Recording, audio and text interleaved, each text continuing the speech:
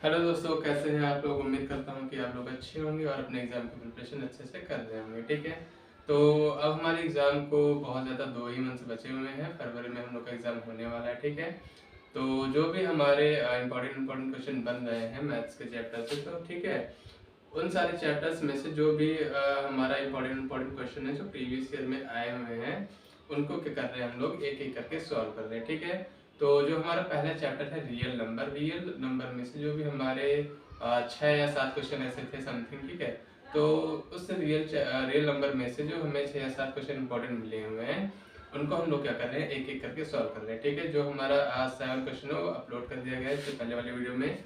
अगर नहीं देखे हैं तो जाके आप पहले उन सारे वीडियो को देख लीजिए। जो जो क्वेश्चन मिले हुए हैं उन सारे क्वेश्चन को नोट डाउन कर लीजिए। ठीक है, और उनमें से शायद 2-3 क्वेश्चन का सोल्यूशन हो चुका है और ये हमारा क्या है उसके आगे का सोल्यूशन है। ठीक है, तो अगर आप इस चैनल पर पहली बार आए हैं तो जाके पहले उन सारे वीडियो को जरूर देख लीजिएगा। ठीक है, तो चलिए आज के इस क्वेश्चन को क्या करते हैं हम लोग सॉल्व करते हैं।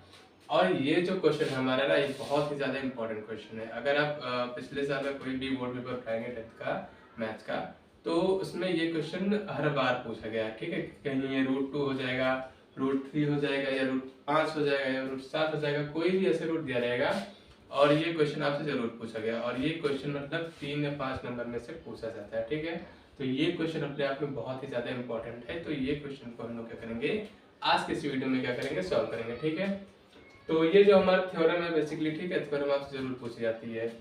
ये जो थ्योरम है, ये थ्योरम को सॉल्व करने का बेसिकली एक मेथड होता है। उसी मेथड को क्या करेंगे हम लोग अप्लाई करेंगे, और अप्लाई करने के बाद क्या करेंगे इसको प्रूव करेंगे। ठीक है, तो आइए देखते हैं इस थ्योरम को हम लोग कैसे प्रूव करेंगे। ठीक है, तो जैसे कि हमारे पास लिखा है कि सिद्ध कीजिए कि √2 क्या है, अपरिमेय संख्या है। क्या है, अपरिमेय संख्या है। तो देखो, इसको सॉल्व करने के लिए हम लोग सबसे पहले क्या करते हैं, क्या मानते हैं, माना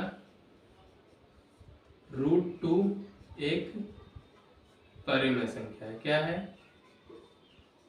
परिमेय संख्या। ठीक है,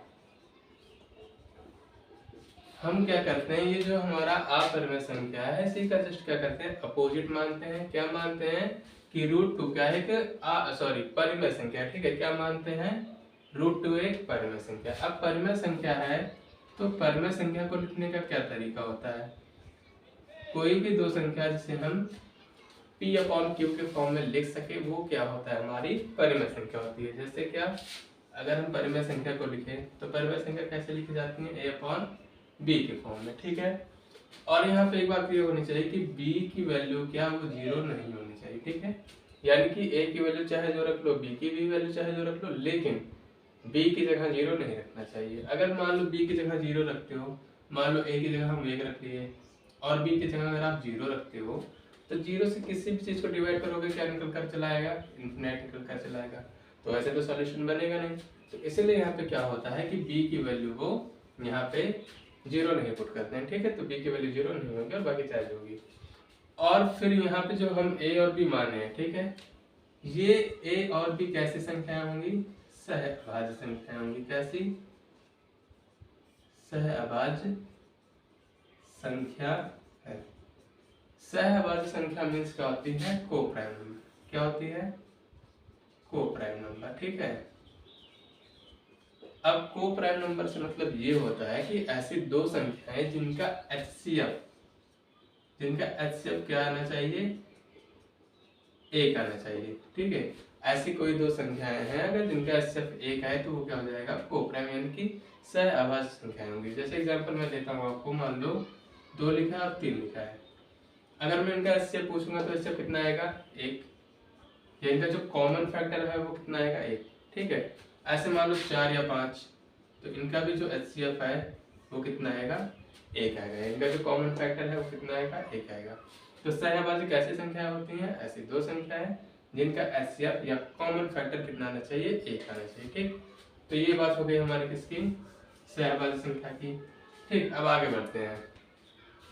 हम लोगों ने क्या माना कि √2 क्या एक परिमेय संख्या है और ये A/B के फॉर्म में लिख लिया। अब हम क्या करेंगे, दोनों पक्षों का वर्ग कर देंगे। क्या कर देंगे, दोनों पक्षों का वर्ग करूंगा। ठीक, कर दो, दोनों पक्षों का क्या करेंगे, वर्ग। तो √2 लिखा है, इस पे क्या लगा दो, स्क्वायर, और A/B है, इस पे भी क्या लगा लो, स्क्वायर लगा लो। ठीक है, तो रूट 2 से ये क्या हो जाएगा, कैंसिल हो जाएगा और हमारे पास क्या आ जाएगा 2, और ये कितना हो जाएगा ए स्क्वायर अपॉन में क्या हो जाएगा बी स्क्वायर। ठीक, 2 के नीचे कुछ नहीं है, एक मान लो, जिसके भी नीचे कुछ नहीं होता है वो क्या वहाँ पे क्या होता है एक होता है। ठीक है, एक क्या कर लेते हैं हम लोग मान लेते हैं। अब फिर क्या करेंगे, क्रॉस मल्टीप्लाई करा दो, इसका क्रॉस मल्टीप्लाई कराएंगे तो ये ए स्क्वायर हो जाएगा और ये कितना हो जाएगा 2b स्क्वायर। ठीक, ए स्क्वायर और ये कितना हो जाएगा 2b स्क्वायर। अगर अब हम यहाँ से b स्क्वायर की वैल्यू निकालेंगे, ठीक है, किसकी b स्क्वायर की, तो ए स्क्वायर तो यहीं पे ही है, बी स्क्वायर और 2 के बीच में क्या है मल्टीप्लाई में, कुछ नहीं तो मतलब क्या है मल्टीप्लाई है। तो मल्टीप्लाई इक्वल किधर आएगा, किसमें हो जाएगा डिवाइड में, है ना, गुणे में है, किसमें आ जाएगा भाग में हो जाएगा। और ये जो हमारा निकल कर आया है बी स्क्वायर बराबर ए स्क्वायर बाई 2, ये हो जाएगा हमारा समीकरण ए। क्या हो जाएगा समीकरण ए। अब देखो यहाँ पे एक बात समझनी है, ये जो ए स्क्वायर है, ए स्क्वायर को कौन काट रहा है, 2 ही तो काट रहा है भाई, ए स्क्वायर है और बटे में क्या है, यानी कि डिवाइड में क्या है 2, यानी कि ए स्क्वायर का कोई ऐसा मान जो क्या है वो 2 से विभाजित हो रहा है, यानी कि ए की वैल्यू यहाँ पे ऐसी कोई रहेगी जो क्या हो जाएगा 2 से कट जाएगा। तो यहाँ पे हम क्या करेंगे, वही चीज को लिख लेंगे, क्या लिख लेंगे कि ए स्क्वायर क्या है वो 2 से विभाजित है, क्या है 2 से विभाजित है। अगर ए स्क्वायर 2 से विभाजित है तो ए भी क्या होगा 2 से विभाजित होगा, ए भी 2 से क्या होगा विभाजित होगा।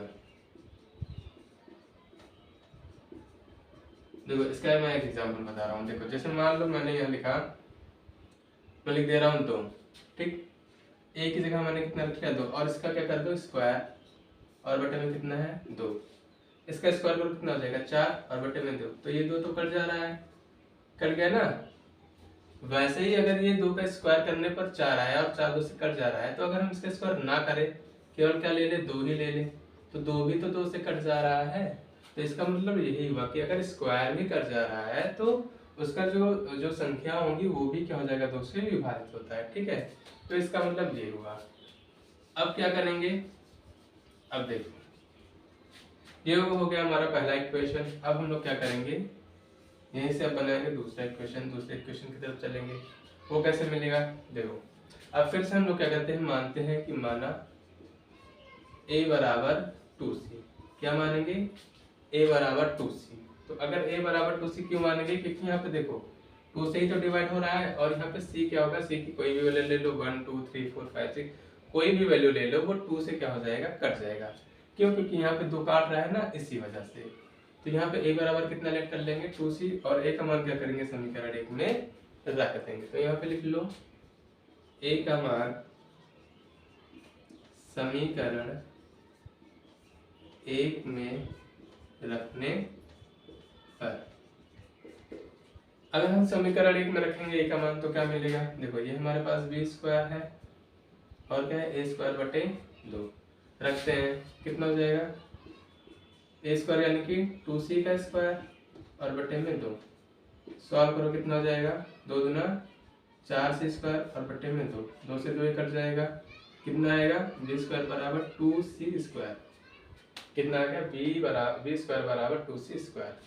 अगर हम यहाँ से c स्क्वायर की वैल्यू निकालें, किसकी c स्क्वायर की, तो कितना हो जाएगा b स्क्वायर बटे 2। ठीक, ये इधर गुणे में, इधर आएगा तो किसमें हो जाएगा भाग में। अब देखो यहाँ पे भी हमें वही चीज मिल गई, ये हो जाएगा समीकरण 2। यहाँ पे a स्क्वायर को कौन काट रहा था, 2 काट रहा था, और यहाँ पे b स्क्वायर को भी कौन काट रहा है, 2 काट रहा है ना। जैसे a स्क्वायर को 2 क्या कर रहा है काट रहा है, और a को भी क्या कर रहा है 2 काट रहा है, वैसे यहाँ पे भी क्या हो जाएगा कि b स्क्वायर किससे विभाजित है, 2 से क्या है विभाजित है।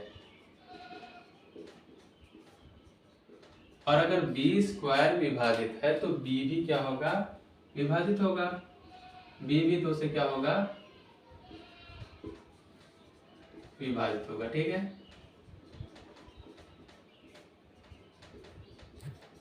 अब यहाँ पे देखो यानी कि a भी 2 से कट जा रहा है और b भी क्या हो रहा है 2 से कट जा रहा है, यानी कि a और b में जो हमें कॉमन फैक्टर मिल रहा है या जो HCF मिल रहा है वो क्या है 2 से कट जा रहा है। लेकिन यहाँ पे हम लोगों ने क्या माना था कि ए और बी का जो HCF होगा या जो कॉमन फैक्टर होगा वो कितना आएगा, 1 आएगा। हम लोगों ने यही माना था ना कि ए बी का जो कॉमन फैक्टर होगा वो कितना आएगा, 1 आएगा। लेकिन यहाँ पे हमें कॉमन फैक्टर क्या मिल जा रहा है, ये 2 से कट जा रहा है। यहाँ भी क्या है, 2 से कट जा रहा है। ए स्क्वायर भी 2 से कट जा रहा है, बी स्क्वायर भी 2 से क्या हो जा रहा है, कट जा रहा है। यानी कि हमने जो यहाँ माना था वो क्या हो गया, गलत हो रहा है, क्योंकि हमें जो कॉमन फैक्टर है वो 1 की जगह क्या मिल रहा है, 2 मिल रहा है। तो इसीलिए क्या होता है, यहाँ पे कॉन्ट्रडिक्शन आ जाता है, विरोधाभास आ जाता है कि हमने जो माना था HCF 1 आना चाहिए, लेकिन HCF कितना आ जा रहा है, 2 आ जा रहा है। तो यहाँ पे हम लोग क्या लिख देंगे, समीकरण 1 और 2 से, समीकरण 1 और 2 से क्या क्या मिल रहा है कि A और B दोनों 2 से क्या है, विभाज्य है। क्या है, विभाज्य है। और हम लोगों ने क्या माना था कि भैया कॉमन फैक्टर कितना आना चाहिए, 1 आना चाहिए। अगर 1 के अलावा कुछ है तो हमारा क्या हो जाएगा, वो गलत हो जाएगा। ठीक है, और यहाँ पे आ भी गया, कितना कॉमन फैक्टर आ रहा है, 2 आ रहा है। ठीक है, तो समीकरण 1 और 2 से हमें क्या प्राप्त होता है कि ए और बी दोनों किससे विभाज्य है, 2 से विभाज्य है। तो फिर यहाँ से हम वही क्या करेंगे, यही हमारा क्वेश्चन क्या हो जाता है, खत्म हो जाता है। अब इसके आगे जो 2-3 लाइन होती है वो लिखना रहता है। क्या लिखेंगे, इसे मैं लिख कर देता हूँ। ठीक है, क्या लिखेंगे, विभाज्य, फिर क्या लिखेंगे, अतः इससे हमें इस तथ्य का विरोधाभास प्राप्त होता है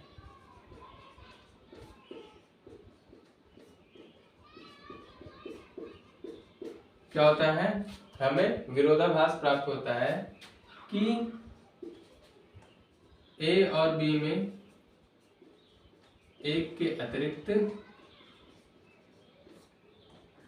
अन्य उभयनिष्ठ गुणनखंड नहीं है, गुणनखंड नहीं है। और हम लोगों ने क्या माना था, हम लोगों ने यही माना था कि भैया ए और बी का जो सहभाज्य है उसमें से 1 ही आना चाहिए। लेकिन असल में हुआ क्या, ये 2 आ जा रहा है और 2 हमारा क्या मिल जा रहा है, कॉमन फैक्टर मिल जा रहा है। तो इसलिए क्या होगा कि अतः हमने जो माना था, अतः हमारा जो परिणाम आया है वो गलत कल्पना के थ्रू आया ना। हमने गलत माना था ना कि ये क्या है, अपरिमेय था, हम लोगों ने परिमेय संख्या मानकर किया था। तो लिख देंगे क्या, अतः हमारा परिणाम गलत कल्पना के आधार पर आया है। और फिर क्या लिख देंगे, अतः √2 कैसी है, एक अपरिमेय संख्या है। तो ये हो गया हमारा इस क्वेश्चन का आंसर।